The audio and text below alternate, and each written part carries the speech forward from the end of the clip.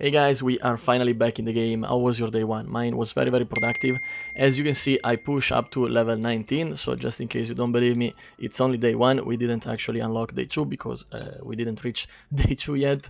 This is possible because I started to farm like right from the moment the game went live. I didn't reroll because this is a rebate account, and my gamble with the rebate actually paid off because, as you can see from here, I found Masaya, Heinrich and Lily, so the account is almost perfect. I just need Mio, but I did find Kloss, so it's the best alternative to Mio that we have so far. And when it comes to the progress, I did hard 3 Terrormaton with 3 star, hard 3 Doki Doki with 2 star, and then Green Pursuit everything is hard with 3 star, but that's okay, it's not very difficult. For PvP, I only did 15 match and I lost 1 actually, but then nobody attacked me, so I cannot really go above silver 1 for now. And in this video we are going to talk about progression and some tips that I have. Now you could say, okay, but you are a spender, why should I listen, because I'm free to play? The thing is, if me as a spender I save up on some resource, then you definitely want to save up on those resources too, because I can literally buy them with money, and I still decided to not use them, to not spend them, and this is because they're very rare. And let's start with the character that you want to invest. So first of all, you want to invest in your DPS. As you can see, Lian is the only character I made 6 star. Then I have 5 star on Grey, which is kind of like a DPS, even if it's more like a sub DPS. But for now, I don't have my main DPS for Doki Doki, so is the DPS I'm using for Doki Doki right now. And then I have Masaya. Masaya didn't invest because it's gonna be for PvP. Right now I'm using him for Doki Doki because I don't have a better alternative. But the equipment that I built for him, it's actually gonna be for Real Mocha. Hopefully I will find Real Mocha, otherwise I have to go for the selector, which of course I didn't use. I'm gonna show you now. So the target is still here, and ideally I'm gonna roll all day 2. Like, I'm gonna do all the roll that I can on day 2. And if I find Rimoka, then I will go for Rosa from my target. If I find Rosa, I will go for Rimoka. If I don't find neither of them, I will still go for Rimoka, because I think it's the DPS for Doki Doki is going to be more important than the DPS for Aurora, because realistically speaking, for Aurora, I could go for Victor later. I could build Victor.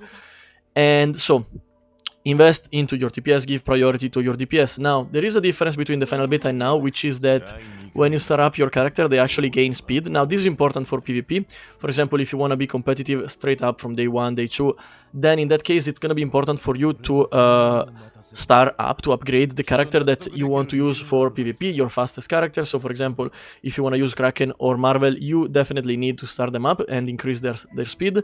Because if you don't, even if you have a very good equipment and you have a lot of speed, if your opponent is using something like Freya or Kloss, which already has a base stat higher than your SR, but also maybe they upgrade them so they have 5 star, definitely you are going to lose because they're gonna have more speed than you, even if your equipment is better, so keep that in mind. But if you want to invest mostly in PvE in early game, like I advise most people to do, especially free to play, if you're a spender maybe you can do that, but if you're free to play, definitely I would say focus on PvE first, even if you like PvP more. And so, when it comes to the perfect lattice, I only use one on the skill of Lian. Again, I talked about this in my video about Lian, but you're gonna do level 3 of skill 3 for the quest in the hyperlink, what it's called, I forgot the name, hyperlink charter. So you want to progress as much as possible here and finish all this stuff with Lian, which is related to Lian. Then when you finish, you can actually reset Lian, and you can do it in the event, which is here, and you can reset some of your character. Only the first one is gonna be free, then you have to pay with crystal, and you can do 5 characters in total, but that has a timer, like it's only gonna be for another 6 days, so be careful with that and keep in mind that it does exist. Now, after Lian, you want to invest in Grey. Grey is amazing sub DPS for both Terrormaton and Doki Doki, and as you can see, I use him, I clicked too fast, in both my team. He's there to support the damage dealer, both with the buff and also with his damage. And then now let's go back to the Animus and talk a little bit more about progress here. Now, when it comes to perfect lattice, then I would say only invest into your DPS, and then I didn't invest into the skill of anybody else. So for example, if I wanted, I could level up the skill from Heinrich. Why I didn't do it? The reason is that I'm waiting for my DPS for Doki Doki. It's always more important to power up your DPS. Don't waste your resource on supporting character, even if arguably you could do Heinrich as a DPS. the DPS that you're gonna use for Doki Doki is gonna be more important. So save up your perfect lattice for that at first. Now, when it comes to SR, I would say definitely Gray is a good target for investment, not only with the experience and the star up, even if I'm gonna stop at 5, but also for the skill. Now, if you don't wanna max out the skill number 2, I would say skill number 3, you should only go up to level 4. Level 5 is useless on skill number 3 unless you make also level 5 in the skill number 2. So keep that in mind, don't waste your resource. And then you can see everybody here is level 40, they're all level 40, but I didn't star up any of them. And the reason, again, you probably can guess at this point, is because I'm waiting for my DPS. Even as a spender, you don't have that many red shadow prints, especially on day 1. So you're gonna need to craft them. And again, it's even as a spender, you don't have infinite resources. So keep saving up for your DPS, both for Doki Doki and then Aurora later. Don't waste your resource. And now let's talk very quick about the topic Marvell, and is he still good? The answer for me is yes. I was worried and I was very lucky that I found Kloss, because my idea, like the substitute that I wanted to use instead of Marvell, was Kloss. Now I did find her and did use her for both Terromaton and Doki Doki, but I still feel like Kloss is very slow when it comes. Now don't look at mine because she's not built anymore. I took off the shell and everything because I'm not using her now. But I still feel like she's too slow for early game content. Early game content is all about speed and damage, and for that Marvell is still better. Now when it comes to the skill, of course you have to invest into him at least level 4 of skill 3. If you want to use him only for PvE, then this is enough. Like, you could push for level 5, but ideally you want to speed down and effect resistance down up to 100%. Everything else is a plus. And it's still good. The problem is that before you used to have, like, you used to be able to count on Marvell, and in the way that your character, your SR character, are gonna be squishy, but Marvell was pushing the turn meter down of the enemy, so your SR don't actually die because the enemy don't have enough time to kill them, to attack. But now they do. And the thing that you should do, I'm gonna show you with Doki Doki Hard 3, you need to build your other SR more tanky. Now in this case, Gray is gonna be tanky enough because he's 5-star. Kraken is gonna get focused the most by the enemy team because Gray is green, Freya is green, and for some reason they prioritize normal attribute compared to light characters. So as you will see, Kraken is the one that gets targeted the most by the AI, and it's gonna die very fast. So what you need to do is just you need to invest a little bit extra in defense when it comes to your CC character in this case. But after that, if Kraken can survive long enough to pull out a skill number, like a skill 3 on the second stage of Doki Doki, you are good to go. Like, you should have enough damage at that point and enough defense to actually clear the stage without too much trouble. Stage 1 is gonna be fairly easy because everybody has the skill 3 up. Now the problem obviously is gonna be stage 2. Also because they stun. Jesus Christ, they stun so much. You're gonna see probably Marvel or Kraken are gonna get stunned eventually here. It always happens. It pisses me off so much. But it is what it is. So 2 turn. You need to survive 2 turn. It's looking good. It's still full HP, but it could get stunned. So we need to be careful. You see, Marvel is already halfway there to die. It's almost dead. Also because they got unlucky and they got the debuff on the defense, which makes their life much more difficult. Still 2 turn on Marvel, so this got stunned. Okay, now Freya is gonna help us with the skill 3. Let's see, it's gonna transform. Yes, ooh, this is bad, it's full HP.